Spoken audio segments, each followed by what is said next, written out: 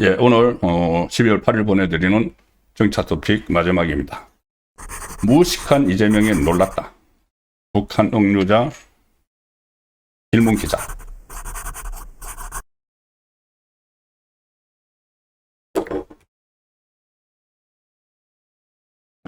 바로 3일이죠. 12.3 1년이라고 해서 이재명이 그날 하루 종일 이런저런 행사도 부르고 퍼포먼스도 했는데 그때 외신과 기자회견을 했었죠. 근데 정말 황당한 일이 있었습니다. 외신 중에서 NK뉴스 기자이기도 하고 NK뉴스 최고 경영자입니다. 체드 오캐럴 NK뉴스 기자가 NK뉴스는 북한 내부 상황을 계속 취재를 하고 이렇게 계속 전 세계에 전파하는 그런 역할을 하죠. 이 기자가 오캐럴 기자가 그때 기자회견에서 이재명에게 북한의 억류 중인 우리 국민에 대한 대책을 물었었죠.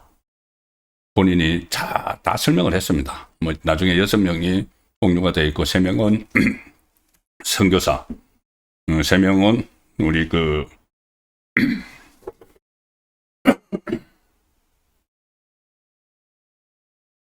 조선족 동포다 이렇게 다 설명을 했는데 그때 이재명이 처음 듣는 얘기다 하면서 완전히 어리둥절하는 모습을 보였습니다.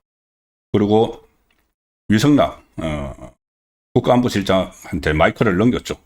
그런데 위성락도 제대로 파악을 못해서 이 시점을 뭐 좀 파악을 해봐야 되겠다 이렇게 또 얼버무려서 그때 많은 분노를 자아냈습니다. 분노를 자아내고 외국의 뭐 일본이나 미국의 사례와도 비교를 하면서 어떻게 대한민국 대통령이라는 사람이 대한민국 국민이 북한에 억류되어 있는 그 현실조차 모르느냐, 혹시 알고도 모른 척한 거 아니냐. 그 회견장에서 김정은 북한에게 뭐 사과를 하고 싶다 이런 말까지 했기 때문에 너무 민감한 문제라고 생각해서 알고도 모른 척한 거 아니냐 이런 얘기까지 나왔죠. 근데 아마 그때 가장 황당했던 사람이 바로 이 체드 오캐럴 기자가 아니었을까 싶기도 합니다. 자기가 그 많은 외신 기자들 중에서 질문권을 받아서 정말 자기는 중요하다고 생각할 그거를 질문을 했는데 아예 모르고 있었기 때문이죠. 그런데 오캐럴 기자가 이 질문을 하고 나서 또 좌표가 찍혔다고 합니다.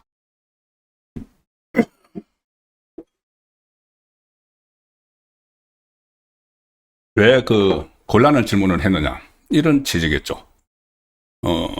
오늘 오캐럴 기자가 SNS에 최근에 글을 올렸는데 이렇게 썼습니다.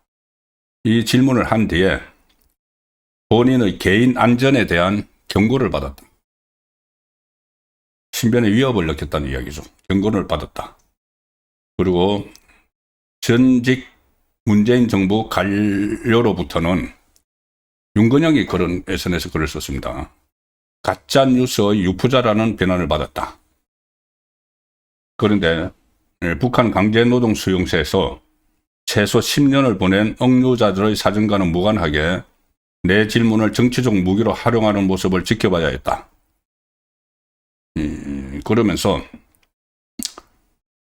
이재명의 예상치 못한 답변이 어리둥절하고 이거 뭐 상황도 파악하지 못하고 한 것이 정치적 폭풍을 불러일으켰고 나는 아직도 그 여파를 헤쳐나가고 있다.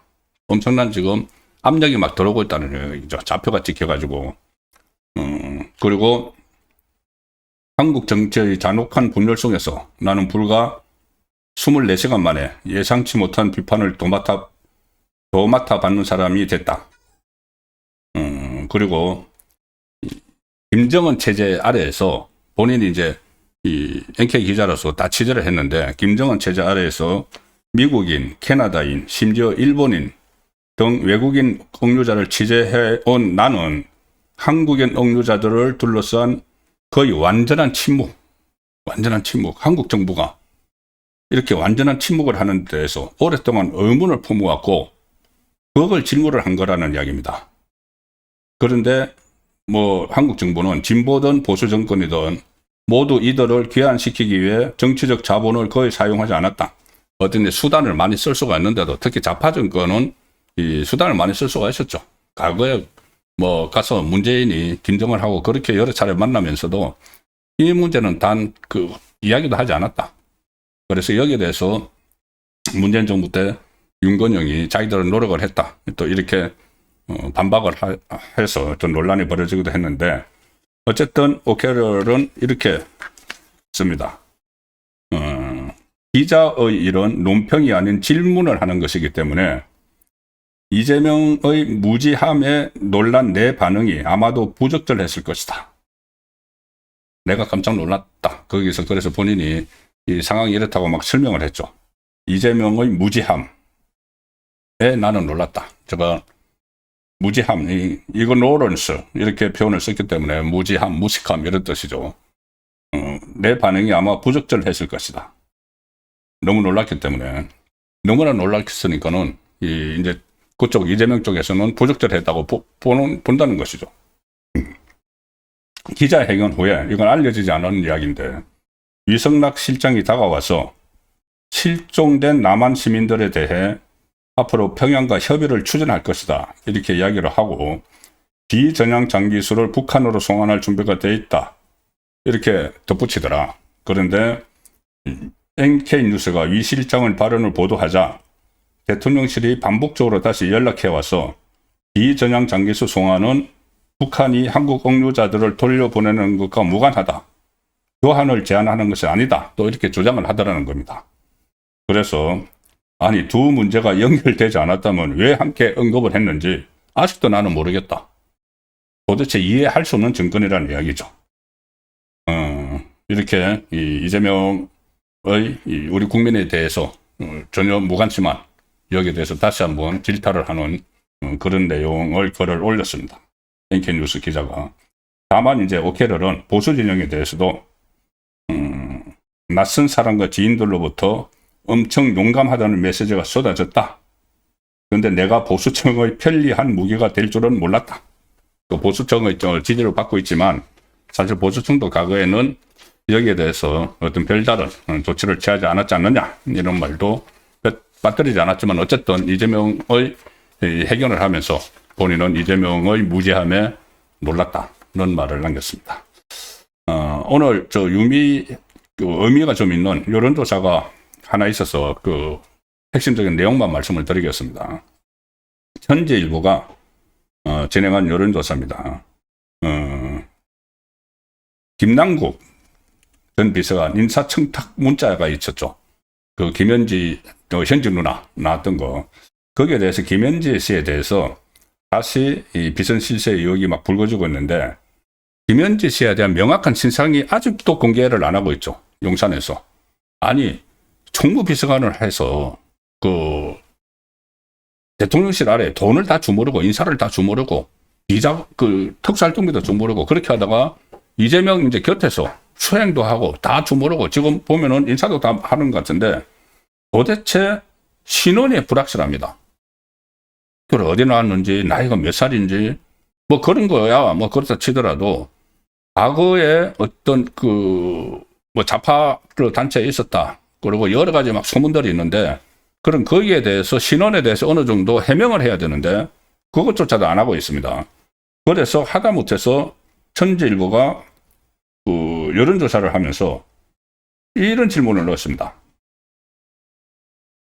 김현지 실장의 신원 확인 필요성이 있는가? 신원을 확인하는데 찬성하는가 반대하는가? 이런 질문까지 지금 여론조사 안에 넣어야 될 정도가 된 것이죠.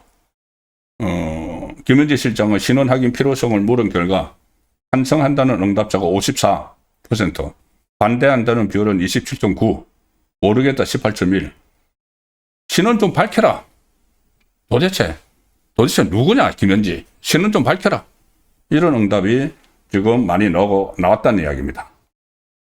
그리고 또 제가 항상 관심을 갖고 있는 부분도 질문이 있습니다.